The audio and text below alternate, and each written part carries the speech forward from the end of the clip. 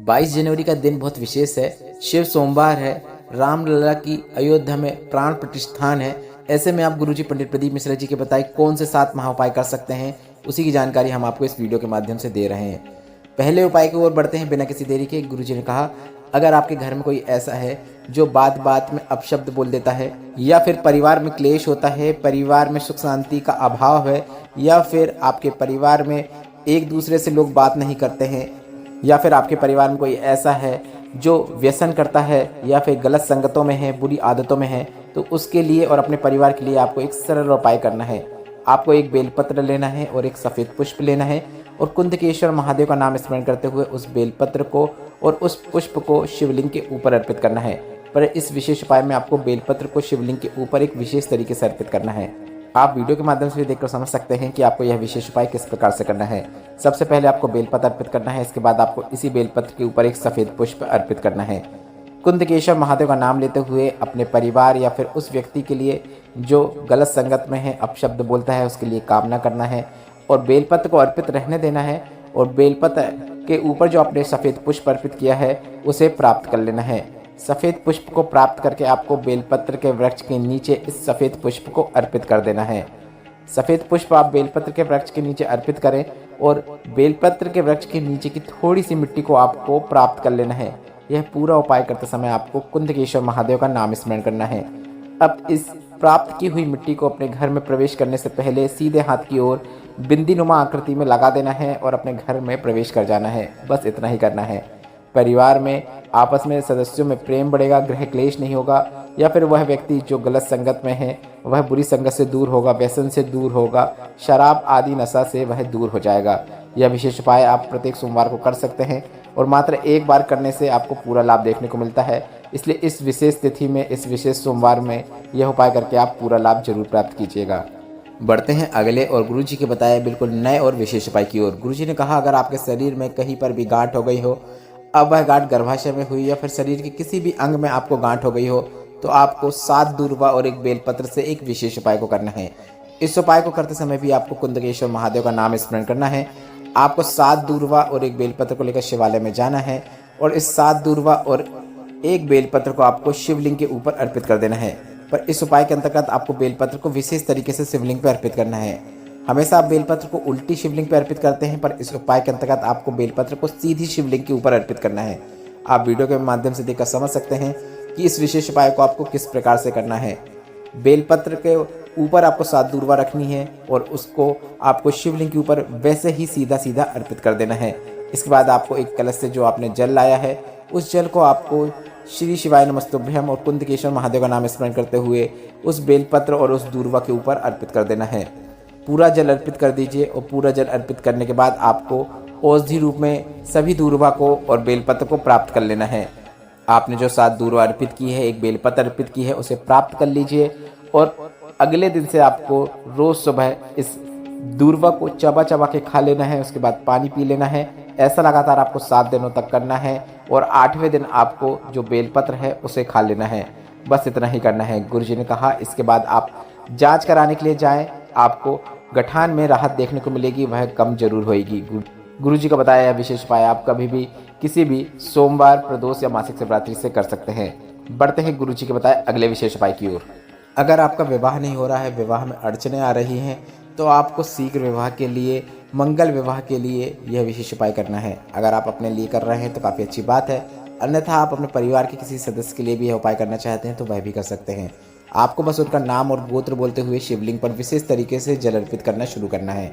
आपको जल अर्पित करने की शुरुआत माता सुख सुंदरी का स्थान जो शिवलिंग में होता है, आप वीडियो में देखकर समझ सकते हैं कि आपको जल अर्पित करने की शुरुआत कहाँ से करना है।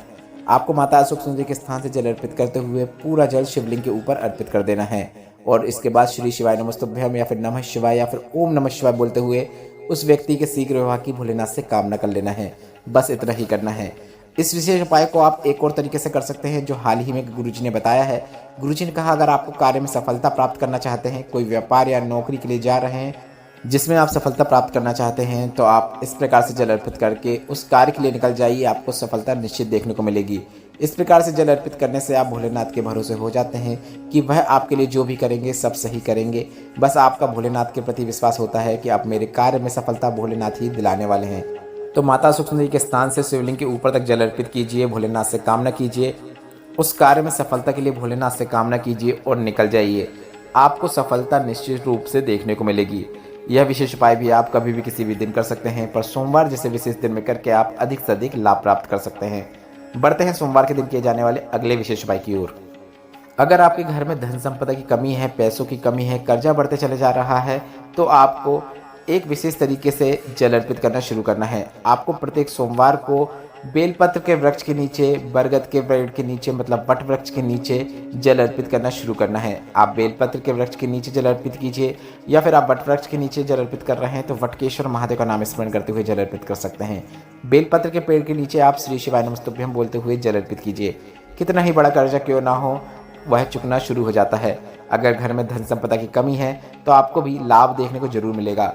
अगर आप व्यापार करते हैं तो व्यापार उन्नति की ओर बढ़ेगा। अगर आप नौकरी की तलाश कर रहे हैं तो आपको नौकरी की प्राप्ति होती है। यह विशेष उपाय भी आप इस सोमवार में करके अधिक से अधिक लाभ जरूर प्राप्त करें। बढ़ते हैं सोमवार के एक विशेष उपाय की ओर, जिसे आप इस विशेष सोमवार में कर सकते हैं। अगर आपके घर में कोई ऐसा सदस्य है जो गलत संगत में है, व्यसन में डूबा हुआ है, मदिरा या फिर नशा करता है या फिर तंबाकू का सेवन करता है, तो आपको काली तिल को अवधूतेश्वर महादेव का नाम लेते हुए शिवलिंग पे अर्पित करना है। आप एक बार फिर से सुन लीजिए। आपको थोड़ी सी काली तिल लेना है और अवधूतेश्वर महादेव का नाम लेते हुए काली तिल को शिवलिंग के ऊपर अर्पित करना है। इसके बाद थोड़ी सी काली तिल को आपको औषधि रूप में अवधूतेश्वर महादेव का नाम लेते हुए वापस प्राप्त कर लेना है और उस व्यक्ति को खिला देना है। अगर वह खा ले तो काफ़ी अच्छी बात है, अन्यथा आप उस व्यक्ति को भोजन में मिलाकर भी इस काली तिल को खिला सकते हैं। गुरुजी ने कहा, अगर वह पराई नारी या फिर गलत कर्म या फिर नशे में भी है तो वह सतमार्ग में आना शुरू कर देता है, उसे नशे से स्वयं घृणा होने लगती है। यह विशेष उपाय आपको अवधूतेश्वर महादेव का नाम स्मरण करते हुए करना है। बढ़ते हैं अगले विशेष उपाय की ओर। सोमवार के दिन आप अपने व्यापार वृद्धि के लिए या फिर रोग मुक्ति के लिए शिवलिंग पे कुछ अर्पित करना चाहते हैं तो आपको शिवलिंग पे धतूरा अर्पित करना चाहिए। पर धतूरा को भी अर्पित करने का एक विशेष तरीका गुरुजी ने बताया है। आप अपने व्यापार वृद्धि के लिए, रोग मुक्ति के लिए शिवलिंग पे धतूरा इस प्रकार से अर्पित करें कि धतूरा की जो डंडी होती है वह आपके विपरीत ओर होना चाहिए। आप वीडियो के माध्यम से देखकर समझ सकते हैं कि आपको धतूरा को शिवलिंग के ऊपर किस प्रकार से अर्पित करना है। बस इतना ही करना होता है। बस आपको एक नियम बना लेना है कि मैं हर सोमवार को शिवलिंग पे एक धतूरा अपने व्यापार वृद्धि के लिए या फिर रोग मुक्ति के लिए अर्पित करूंगा। बढ़ते हैं अगले विशेष उपाय की ओर।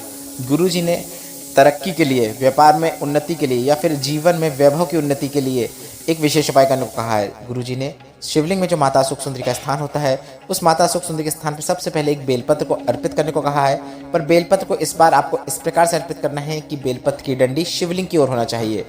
इसके बाद आपको उस बेलपत्र के ऊपर पंचामृत अर्पित करना है। पंचामृत मतलब दूध, दही, घी, शक्कर और शहद से मिलाकर बनाया जाता है। उसे शिवलिंग पे आपको सबसे पहले जो आपने बेलपत्र अर्पित की है उसमें बेलपत्र में अर्पित करना है थोड़ा सा। उसके बाद पूरा पंचामृत आपको शिवलिंग के ऊपर अर्पित कर देना है।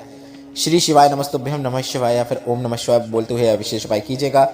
इस प्रकार से यह उपाय करने से भोलेनाथ आपके पितरों को तृप्त कर देते हैं और आपके जीवन में अटके हुए कार्य आपके पूर्ण होने लगते हैं और आपको जीवन में उन्नति देखने को मिलती है। यह विशेष उपाय करते समय आपको श्री शिवाय नमस्तुभ्यम या फिर नमः शिवाय या फिर ओम नमः शिवाय जरूर बोलना है।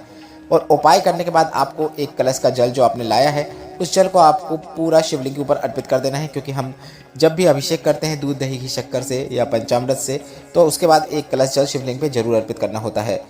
यह विशेष उपाय आप किसी भी सोमवार को कर सकते हैं या फिर मासिक शिवरात्रि या फिर प्रदोष में कर सकते हैं, पर आप इस विशेष सोमवार में करके अधिक से अधिक लाभ जरूर प्राप्त करें। यह उपाय आपको बार बार करने की आवश्यकता नहीं होती है, सिर्फ एक बार भी करेंगे तो भी पर्याप्त है। गुरुजी ने जीवन में मान प्रतिष्ठा वृद्धि के लिए या फिर व्यापार में वृद्धि के लिए या फिर नौकरी में उन्नति प्राप्त करने के लिए एक विशेष उपाय करने को कहा है, जिसे आप इस सोमवार को कर सकते हैं। आपको 7 बेलपत्र लेनी है। 7 बेलपत्र को आपको त्रिशूल के 3 भागों पर स्पर्श कराते हुए शिवलिंग पे अर्पित करना है। त्रिशूल के 3 भाग कौन कौन से हैं आप वीडियो में देखकर समझ सकते हैं। आपको तीनों भागों में एक एक करके स्पर्श कराना है और श्री शिवाय नमस्तुभ्यम या फिर नमः शिवाय या फिर ओम नमः शिवाय मंत्र जो आपसे बन सके उसका उच्चारण करना है। और तीनों स्थानों में स्पर्श कराने के बाद आपको इन बेलपत्र को शिवलिंग के ऊपर अर्पित कर देना है। बेलपत्र को शिवलिंग पे माता सुख सुंदरी के स्थान पे अर्पित करना है। आप वीडियो के माध्यम से देखकर समझ सकते हैं कि यह विशेष उपाय आपको किस प्रकार से करना है। आप जो व्यापार कर रहे हैं या फिर जो नौकरी कर रहे हैं, कई वर्ष हो गए हैं पर आपको उन्नति देखने को नहीं मिल रही है, बस यह उपाय कर देने से आपको नौकरी या व्यापार में उन्नति देखने को मिलेगी। अगर आप यह उपाय स्वयं के लिए कर रहे हैं तो काफ़ी अच्छी बात है, अन्यथा आपके लिए भी कोई यह उपाय कर सकता है। बस नाम और गोत्र बोलते हुए आप अपने घर के उस सदस्य के लिए यह विशेष उपाय कर सकते हैं। बेलपत्र को माता सुख सुंदरी के स्थान पर इस प्रकार से अर्पित करें कि बेलपत्र की डंडी जलाधारी की ओर होनी चाहिए। इस वीडियो में बताया गया उपाय से संबंधित अगर अभी भी आपके मन में कोई प्रश्न है तो वे प्रश्न आप कमेंट बॉक्स के जरिए पूछ सकते हैं। और आप सभी को अयोध्या में राम भगवान के विराजमान होने की शुभकामनाएं, अग्रिम शुभकामनाएं मैं देना चाहता हूं। वीडियो को लाइक करके कमेंट बॉक्स में आप हर हर महादेव जरूर टाइप कीजिएगा। श्री शिवाय नमस्तुभ्यम। हर हर महादेव।